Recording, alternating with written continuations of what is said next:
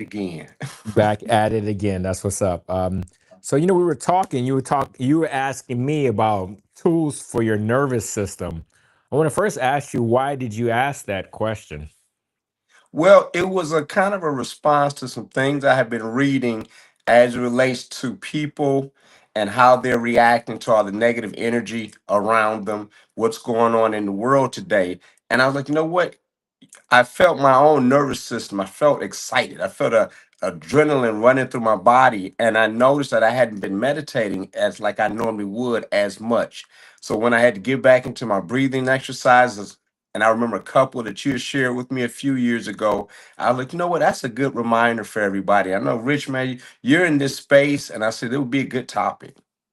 Okay, cool. I love it. I love it. I love it. I think you are absolutely right. There are a lot of things that's going on in the world, but guess what? There's always been a lot of things going on in the world, but with social media and 24/7 news, it seems like the sky is falling. And even though maybe it's true, we might be on the precipice of World War III. Who really knows? But the fact is, we can regulate our own nervous system no matter what. So, for me, I think breathing techniques are the best way to really just kind of ground ourselves. You want to Mhm. activate the parasympathetic nervous system. So, you have two aspects of the nervous system. You have your sympathetic and your parasympathetic nervous system. So, you need both, because, like, we're at the end of the day, we're still animals. So, we do need that fight or flight type of adrenaline. We still need that fight or flight aspect of our nervous system. So when things need to get done, when we need to like avoid danger, we need to be on it. We need to be sharp. We need to be focused. But we also need to calm down when it's time to calm down. So when we're running 100 miles per hour all the time, we're bombarded by what's going on in the news and social media. We're stuck in traffic. We have all our duties to our family and to our spouses. Our nervous system is in overload, and the sympathetic nervous system is just firing on all cylinders. And then when it's time to calm it down, it cannot calm down. So I use various breathing techniques, but the thing I like the most is LSD, and that's long, slow, deep breathing, not the drug, but it is a drug because our body is the biggest pharmacy in the world. We can create any type of feeling and emotion by just accessing our big pharmacy in our body, in our brain, in our stomach. 'Cause a lot of hormones are in our stomach. So, being mindful of what we eat, eating a lot of fiber, a lot of fruits and vegetables helps produce a good gut biome, so we can be able to have good feeling hormones such as serotonin. But if we are full of like processed foods and full of like heavy meats all the time, and sodas and sugar and simple carbohydrates, that gut biome gets destroyed, and so we become we that also puts us in a state of anxiety, high Mhm. cortisol levels. So not only do we become stressed, our body starts storing fat. And our body, that's just a response system for protection. When our body starts storing fat, a lot of times we're just protecting ourselves. So yeah. And and I think that that's the knowledge that people should know. These are the things that people should know. But just really being aware of your inner state and knowing that you need to do something, Mhm. because those are the solutions. And that's why I was taking my little notes over here. And I look forward to Yeah. going back and hearing this again and actually put some, some research behind it for myself. But people recognizing that, because let me back up. I noticed that we use, oh, I'm so frustrated. Oh, we program our thought process and we over magnify. I'm so frustrated. You talked about being a rush hour traffic. We make these big issues out of just the course of nature in life. That's not to minimize and not say it's important, but be acknowledge that, wait a minute, this is a little bit blown up. Let me go Mm. look at. You talked about cortisol and storing fat. Some folks, I can't lose weight. I said, but look at the anxiety you have. Look at all these Mhm. other things, because you can fix one thing and then it could be something else. But I do think it's important to be able to just self assess, how am I really feeling? Why am I feeling this way? Is this feeling a real feeling? Is it a temporary feeling? But for me, that goes Mhm. into mentally processing. And like you said, the LSD, that long, deep breathing, it's like they said smoker when they're outside and they take those long, deep puffs. It's like, yeah, the tobacco has it, nicotine has its effect, but it's also the breathing. It's Mhm. also that long, deep because we normally have quick, shallow breaths. Yes. So, hey, elaborate a little bit more on you said the long, steady breathing. Okay, so when you do the shallow breathing really excites the sympathetic nervous system. So that's that high cortisol level, and we're not oxygenating our body. We put our body in a really stressed state. When we breathe deep from our diaphragm, it allows our whole body to become more oxygenated, and then that allows the nervous system to operate in the parasympathetic nervous system, but also operate optimally. You want your nervous system to operate optimally because our nervous system is our main computer. So if our nervous system is not operating properly, then we are going to get stressed out over everything. And going back to what you said earlier, a lot of times in our society, is so much emphasis on the external factors, but not enough emphasis on the internal factors. And at the end of the day, there's always going to be stuff that comes up. There's always going to be rush hour traffic. There's always going to be deadlines and stuff like that. But at the end of the day, either you can be a victim of circumstance, or you can be able to be the victor of your inner state and be able to handle any circumstance. That's so So, important because, as you yeah. said, the things that happen outside of you, you don't have as much control as what's going on in you. And Yeah. being aware of that and using different techniques, I think that's going to be something that helps us, even think clear. Because I can only imagine being in a fight or flight mode and then how I'm processing things and how I'm thinking. That might Mhm. add to the over exaggeration of what's going on. Yeah. Well, I think that this is true. When you it definitely that adrenaline, that state can definitely affect your perspective. No question about it. But when as you become more advanced at like breathing techniques and I what I call this ongoing meditation, you can take these opportunities to actually train yourself to be calm amidst craziness. Like you can train yourself to like if, even if you're stuck in traffic or you got a serious deadline that you're kind of behind the eight ball with, can you cultivate slow deep breathing during these times? Can you cultivating just that sense of being still and being calm no matter what? And then it's almost as if you're kind of like overtraining. So then when you have the easier times are going to seem super easy. If you can stay calm amidst trouble, amidst arguments, amidst craziness, it's going to be a walk through the park for you to be calm when you are walking through the park. So Absolutely. yeah. Absolutely. Hey, you So got an example of when you practice a breathing technique and, you know, yeah. share Well, testimony what happened? there's a couple. This is one thing I like to do a lot. Is like if I am really kind of stressed out, I cover my right nostril and I breathe in and out of the left nostril. Because that really activates the parasympathetic nervous system. In yogic science, we believe that's the feminine side of our being. So breathing in and out of the left nostril is a good thing. So I do that sometimes if I'm in traffic, I'm a little bit late and I just like kind of stressed out 'cause I don't want to be, I like to have an on time delivery for all my clients and all my sessions and whatnot. But another great breathing technique is humming. So you take a deep breath in and go, Mm, and I like to actually put my hand on my chest because okay. Joe Dispenza. Are you familiar with Joe Dispenza? No. So Joe Dispenza is like this. He's like a new age meditation teacher that combines neuroscience with ancient Eastern philosophy and ancient Eastern techniques. But he always talk about the heart brain coherence, and he says that you need to have an open heart and an alert mind, and that's the key to really being like infinite or limitless. And so that's why I put my hands on my chest. So when I do that humming sound, it promotes me to kind of release that tension that I have around the chest. And for me, I noticed just from somatic observation is like when I'm tense, and most people I'm sure have this same thing that's going on, is that they restrict their chest muscles. They restrict Mm, all this stuff right there. That's a lot. I mean, that's the reason why people have heart attacks because that stress just builds right there. So that's why when I put my hand here and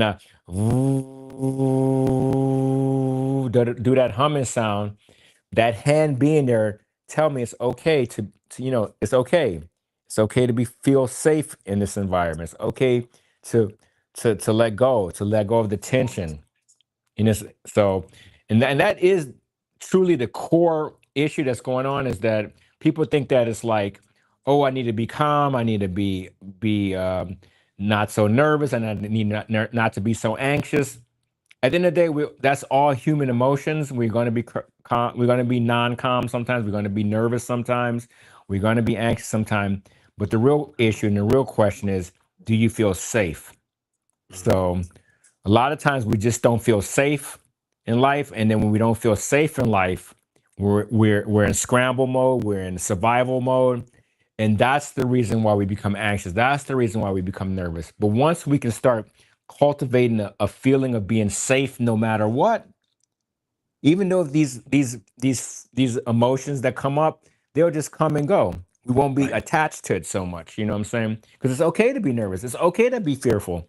It's okay to be all these things. There's nothing wrong with that. But when you come from a safe place, you can take that nervousness, you can take that anxiety and transcend it to focus, to get done what you need to get done in a very precise way. Mhm. So, and, that's what like a lot of top athletes do. They're able to channel. Like I was hearing Djokovic talk about, like he said, like, I'm always fearful. Even I've been playing tennis for 20 plus years. I'm afraid in a lot of these big moments, but I learned to, like, with the breathing technique and learning to relax into the moment. I learned to be able to take that anxiety and that fear and transcend it to being really focused and really present in the moment. Wow, and that right there, when I hear stories of young people, Mm-hmm. I have friends who kids are dealing with anxiety issues and, getting external help, get what you need. But I Yeah. also say, what techniques, can they employ so that they're able to manage through? Because drugging, I don't think is the only solution. Therapy, I'm Yeah. definitely all for that. But being Yeah. able to, one, process things mentally, to be able to breathe, to be able to create safety for yourself. Because Mm. again, for me, it's that when these things are out of balance, it makes us susceptible to doing stupid things, things that might not benefit us, or definitely doing things out of a robot response, versus out of a thought out response.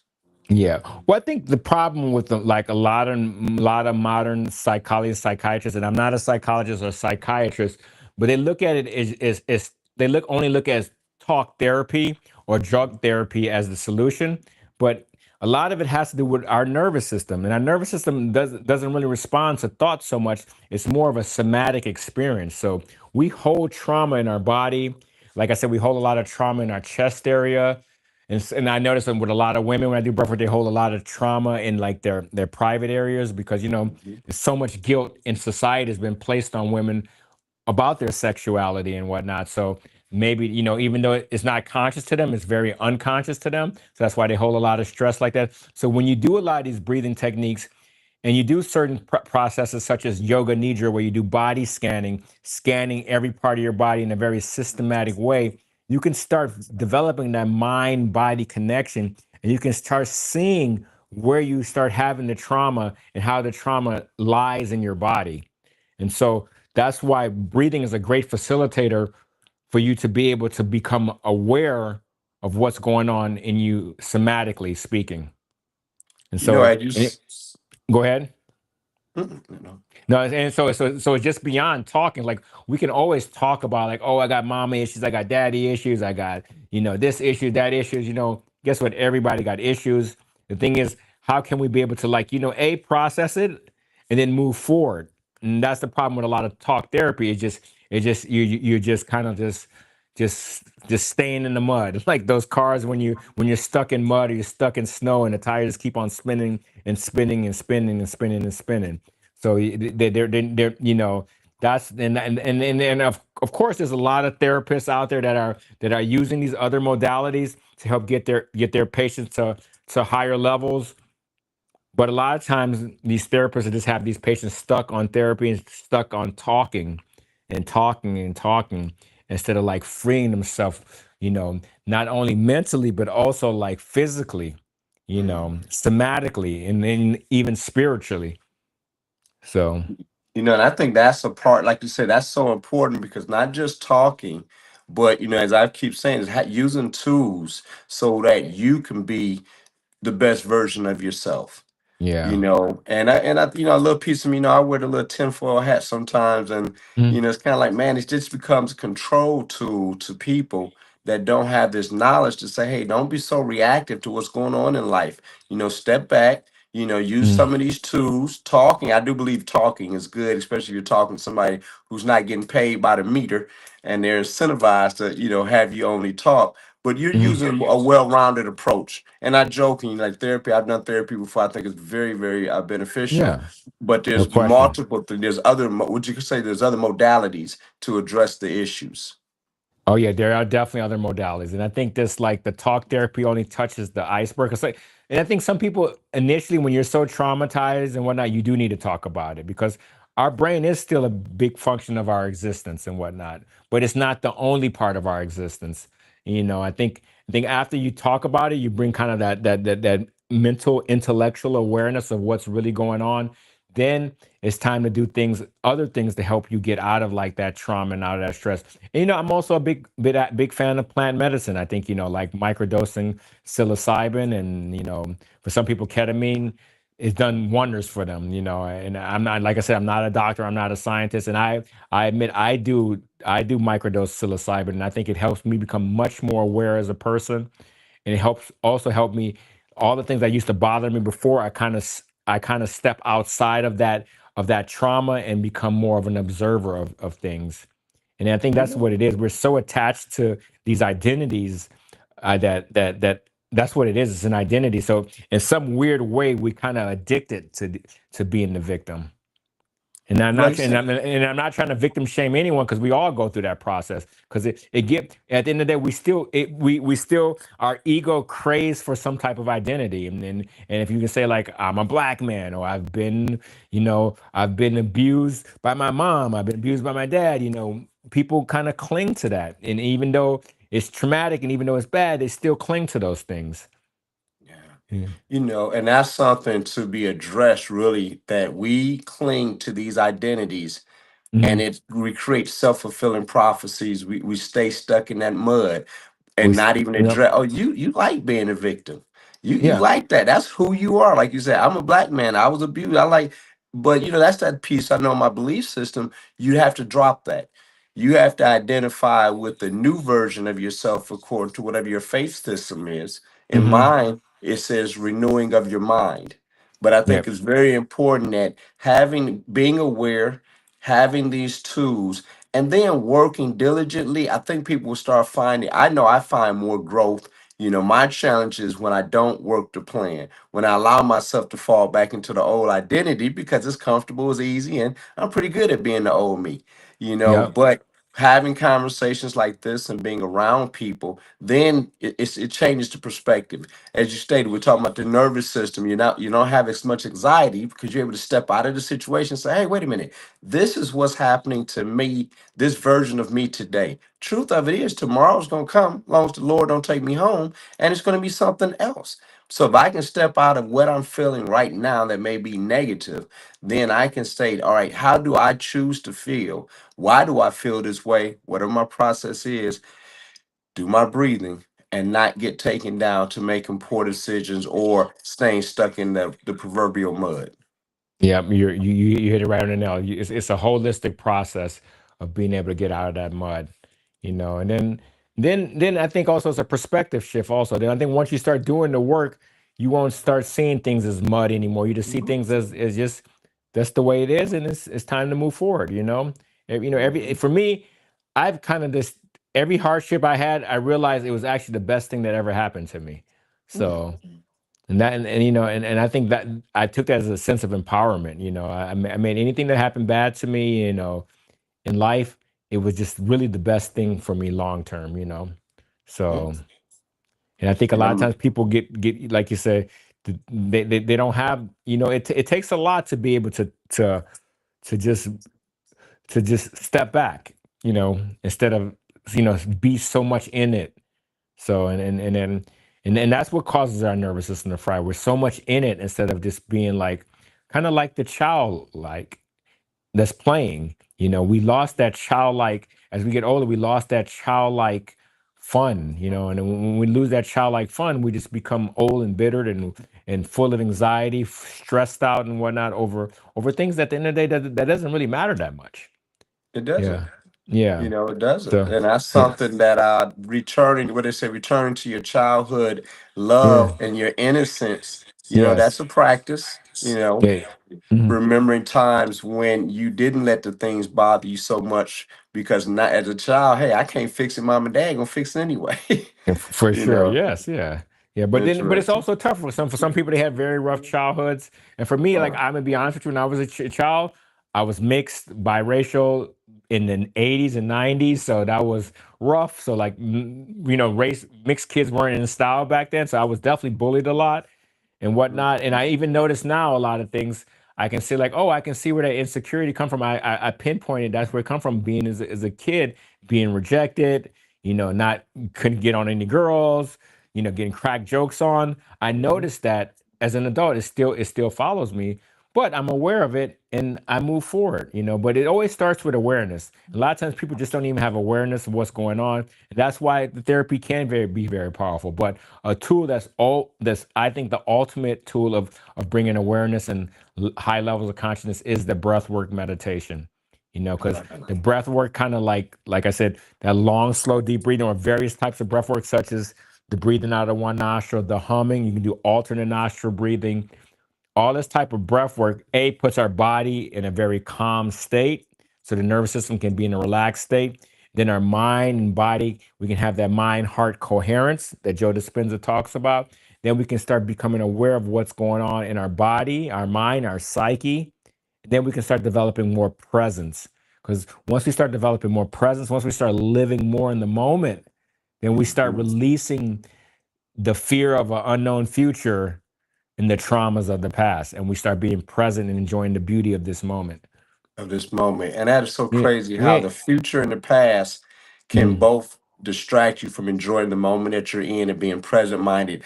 I highlight that because I've said that to myself multiple times. Be present minded, be in the moment. Don't worry, because like you Yeah. said, you might be, this weekend, I was hanging out with some friends in Miami, brothers I Uh-huh. ain't seen, all of us. Miami. Yeah, man. It's been over 30 years since all of us were together, Oh, you that's cool. know. That's what's up Yeah. there. And one of the cats I've known since first grade, you know. Uh-huh.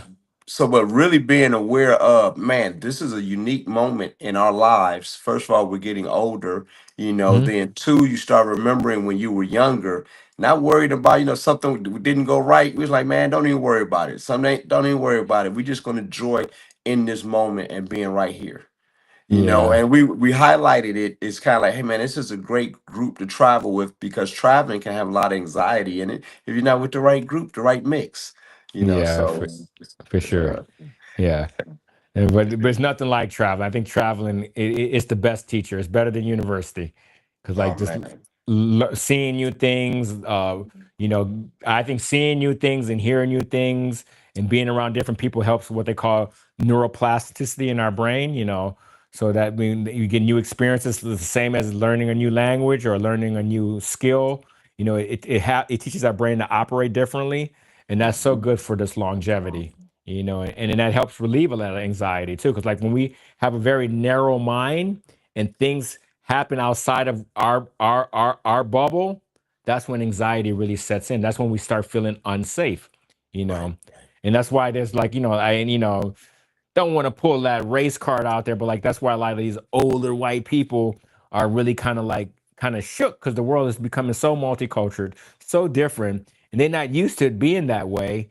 And so for them, they're the ones that's up and they're the ones with the guns up and ready to fight and ready to deport everybody that's not white and not and that's probably the reason why Trump got in office too, because of the fact that those people rallied around him because of the fear that they had, because they are so narrow-minded, because and they are coming from such a place of fear and being unsafe you know but it's inevitable that the world is becoming multicultural, and so it's nothing they can really do about it. You can't stop the future, and this is Yeah. why I said this topic was Mm, good because mm, people are reacting in some instances due to fear because of all the things that's changing around them. Their safety is being threatened. mm, So I'm hoping that anyone that's watching today will reevaluate what medications they're using. yeah. Ask themselves, how long have I been talking? Am I doing with what I'm learning and talking about? And start looking at different techniques. I got some things I know I'm going to go back and research. I see Mm. Joe Dispensary, never heard of him before, but Joe Dispenza, not Joe Dispenza. You're thinking about the herbal medication. Dispenza. All right, yeah, we got to get the right one. Joe Hey, we had to Dispenza. get LSD right, so let's get that one right too. The long, slow, deep breathing, not LSD, the psychedelic. But Yeah. you know what? I don't take LSD, but I do psilocybin, which is the mushrooms. So yeah, I'm a big fan of that. And I've also sat with ayahuasca most recently, so and I thought it was a phenomenal experience. But go ahead. No, I was about to say, is ayahuasca, is that the one they say you have the ego death? I think something like that. Or is I that don't think DMT? One of Well, them is you have an ego ayahuasca, death. DMT is in ayahuasca. Okay. Ayahuasca is like the plant from the Amazon forest and stuff, and so it gives you like that near death experience. So, and it's the most intense experience in the world. Yeah, So, okay. So that's the one he did. Because I heard yeah. about they said the death of your ego. Yeah, I still got the ego. I feel like I can still ball it out. You know what I'm saying? I still Yeah. got hoop dreams at 51, so that ego Hey, ain't didn't left kill it too yet. much Nah, then. nah. I'm JK, just joking. But Yeah. um, no, it's a great tool. It's a great tool, but I think the more I take plant medicine, the less I even want to take it now. 'Cause I think like ultimately you got to be able to do it without even the plant medicine. It's all is now I just do it like okay, it's good for me just to enjoy this and to be in this moment, but I don't want anything to be a crutch because there's nothing like moment to moment presence. That's Hmm. the true elixir of healing anxiety, of regulating your nervous system, of learning how to feel safe and whatnot. A lot of times people are just going through the motions in life. They're sticking in their comfort zone. So, I invite people also to challenge your comfort zone. Go hang around people that you're not used to hanging around. Just try new things, learn new things. For these young guys out here that's not even talking to women, I'm seeing that 18 to 25 years old are not even approaching young women anymore. Go out there and get rejected. So what? This is the best thing for your nervous system. I know for me, I used to go to Fairlane Mall in Detroit. You know about Fairlane. Wow. And I would go there. My goal was to get at least 5 to 10 numbers every Friday or Saturday. And so I would get rejected at least 40 or 50 times just to get that 5 to 10 numbers. But it was all good at the end of the day because I got those 5 to 10 numbers. You got five too. It was a numbers game. It was a numbers game, man. But I think now, especially the younger generations, and I don't want to be that old dude like, oh, these younger generations, they're so weak, they're so soft. But they've been conditioned to face to fear rejection, and rejection is a part of life. Failure is a part of life. Failure is actually a part of success. And rejection is is an aspect of being accepted. So you have to go through it. There's no avoiding that. It's And so not. that's go ahead. And if you try to avoid the inevitable, you try to Yeah. avoid something that's just a natural course of life, those are your self-imposed issues you're creating for yourself. Yeah, it is. Yeah. So it makes things worse. And I think also just for me, sometimes I do get caught up in a little doom scroll action, but the social media, the news, all that stuff has been programmed psychologically to put us in a constant state of fear, so we can be divided and so we can purchase things. And so I'm not saying that they're trying to divide and conquer us, but they like to divide us so they can know which category to put us to, so they can market us properly, so they can sell us shit that we don't need. So that's the game. So Absolutely. the algorithms, the commercials, everything is all systematically, psychologically formulated for us to be on this hamster wheel of anxiety and this this false needs that are created so we can buy things. So that's something I think that all of us can be mindful of. Just take a break from the media, even taking a break from this podcast, and get out in nature and get out Get out and in go life. get out and walk, get out there and just talk to somebody you never talked to, learn a new language, be bold, Absolutely. do some new things, switch it up a little bit. I remember reading Mhm. about it. Say, hey, take a different way home. Don't go home the same way. Exactly. Just be an example. Do something different. Allow Mm. yourself to take chances. Don't be afraid of failing. Do your Yeah. long, deep breathing. I think we got some good pointers for this week, Rich. Thank you. For sure, for sure. And that's what I want to impart with everybody. Just practice that long, slow, deep breathing in and out of the nose. Fill up your whole body. Sometimes you can just lay on your back and just zone out for like 10 to 15 minutes. Maybe put your AirPods on and listen to like some like crystal bowls on Spotify. And then you teach your respiratory system how to breathe slowly. Because everything is 10,000 hours. It takes 10,000 hours to master something.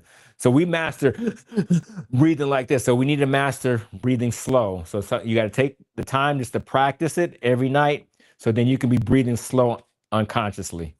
There you go. I love it. Yeah. I love it. Yeah. Okay. So that's it. That's what I want to part y'all. Long, slow, deep breathing. Off that social media just a little bit. You can watch our podcast, of course, and follow us on Instagram and Always do Facebook and that. TikTok and YouTube. But for the most part, just tone it down and just be mindful of what you eat too. Fruits and There we go. vegetables. Fruits and vegetables, no processed food. Yeah, it's a holistic thing. And people don't want to talk about the holistic because it is the work you have to put in. It is. Maybe we can talk about that next time. We talk about some diet tips and some recipes, or you know. Yeah.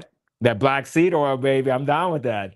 Oh man, it ain't stop. I don't push it like I used to. 'Cause I got the Or built-in customers, so I just you send them what they get.